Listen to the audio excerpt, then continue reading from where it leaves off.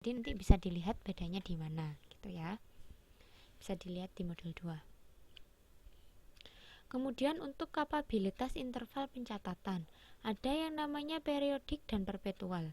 Kalau periodik itu cuma kita menghitung di awal barangnya ada berapa dan di akhir sisanya berapa, sehingga yang terjual berapa. Kalau periodik seperti itu sangat simpel, menghitung hanya di 2 titik poin, di awal dan di akhir, sehingga dari situ kita bisa tahu yang laku berapa. Sedangkan kalau perpetual, setiap transaksi dicatat, setiap ada perubahan dicatat. Jadi kita bisa tahu detailnya. Kalaupun terjadi perubahan, perubahannya di mana, sebesar seberapa, kapan gitu. Lebih mudahnya kita lihat gambar di sisi kanan. Di sini ada sistem periodik dan ada sistem perpetual. Kita membandingkan. Untuk pembelian sediaan, kos pemerolehan didebit pada akun pembelian untuk periodik. Sedangkan perpetual, kos pemerolehan didebit pada akun sediaan. Untuk penjualan sediaan, sistem periodik tidak ada jurnal, sedangkan sistem perpetual setiap adanya transaksi dicatat melalui debit dan kredit. Debitnya kos produk terjual dan kredit adalah sediaan. Di akhir periode sistem periodik kita harus melakukan perhitungan, sedangkan perpetual tidak perlu melakukan perhitungan. Oke. Nah, di sini bedanya. Kalau periodik hanya menghitung di awal dan di akhir, sedangkan kalau perpetual setiap transaksi kita catat. Nah, saya sudah menjelaskan 4 poin tentang sistem kos. Nah, apa itu tiap detailnya dari masing-masing poin itu tadi akan dibahas satu persatu selama 1 semester ke depan. Jadi yang jelas nggak perlu pusing di awal. Sekarang hanya perkenalan saja. Intinya bahwa harus mengenal sistem kos yang terdiri dari 4 poin tadi. Untuk masing-masing detailnya apa akan kita pelajari satu persatu selama 1 semester ke depan. Oke, saya lanjutkan. Nah, sebelumnya saya ingin menjelaskan terminologi kos dan biaya. Mungkin ada dari semuanya teman-teman yang masih bingung, apa bedanya kos sama biaya? Yang membuat mereka berbeda itu apa? Kos sama biaya bukannya sama. Nah, di sini saya mau menjelaskan bedanya kos dan biaya. Lebih-lebih saya nanti juga menjelaskan apa itu yang namanya rugi.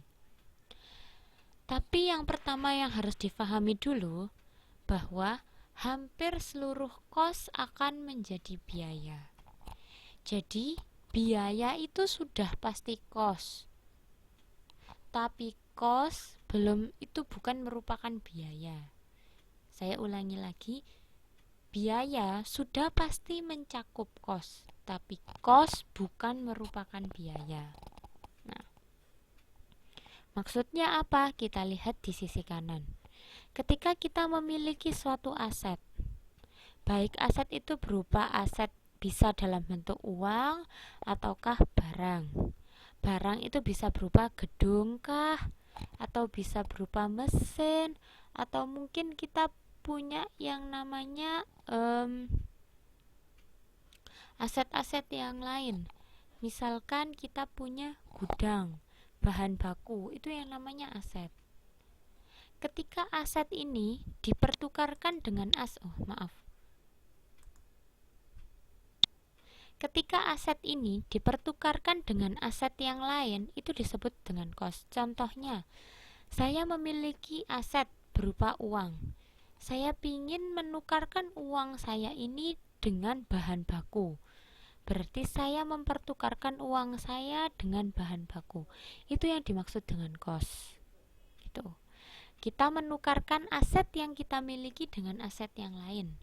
Aset yang saya miliki uang, saya pertukarkan dengan bahan baku.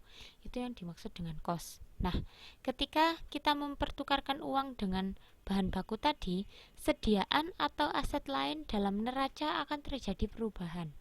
Uangnya berkurang tapi bahan bakunya bertambah. Itu yang dimaksud dengan kos. Sedangkan yang dimaksud dengan biaya adalah ketika aset yang kita miliki dipertukarkan untuk pendapatan. Contohnya, kita punya aset berupa produk jadi, produk yang siap dijual.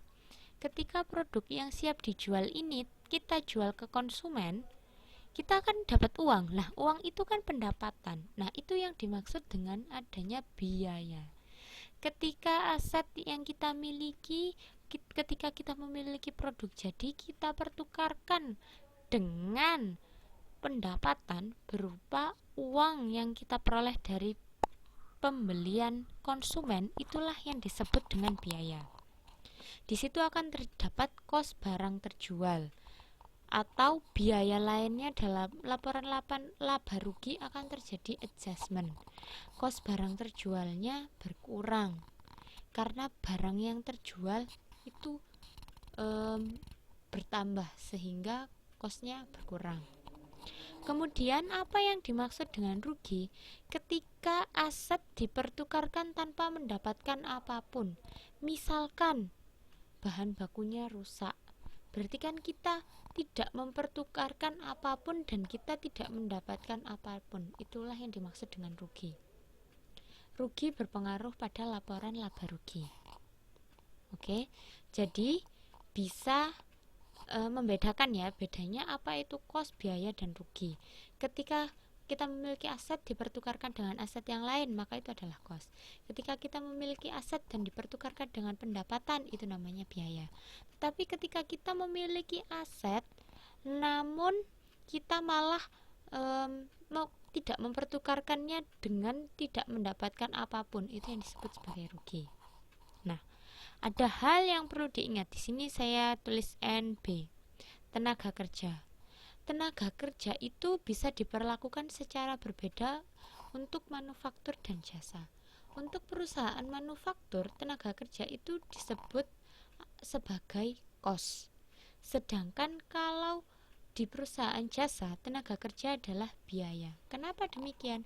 Karena kalau di perusahaan manufaktur, ketika kita memiliki tenaga kerja inilah yang membantu kita untuk merubah bahan baku menjadi produk jadi.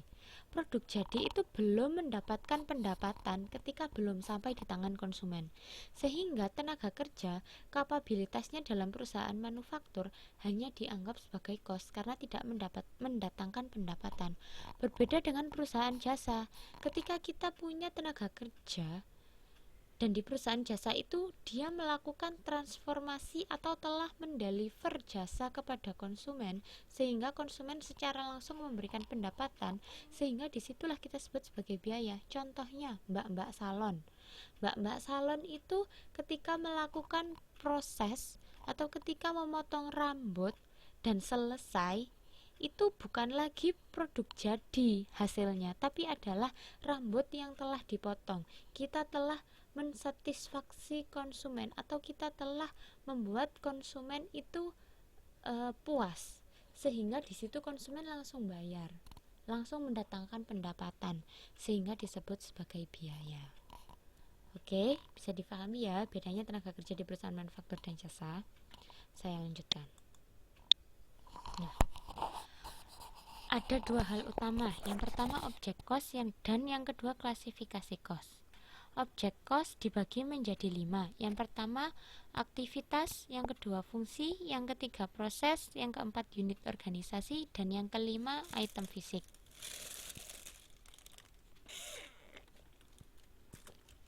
Sedangkan untuk klasifikasi cost dibagi menjadi beberapa jenis. Yang pertama berbasis elemen produk, yang kedua berbasis keterlacakan dengan produk, yang ketiga berbasis hubungan dengan produk, yang keempat berbasis hubungan dengan volume, yang kelima berbasis area fungsional, yang keenam berbasis periode dibebankan pada pendapatan, dan yang terakhir berbasis hubungan dengan perencanaan, pengendalian, dan pengambilan keputusan.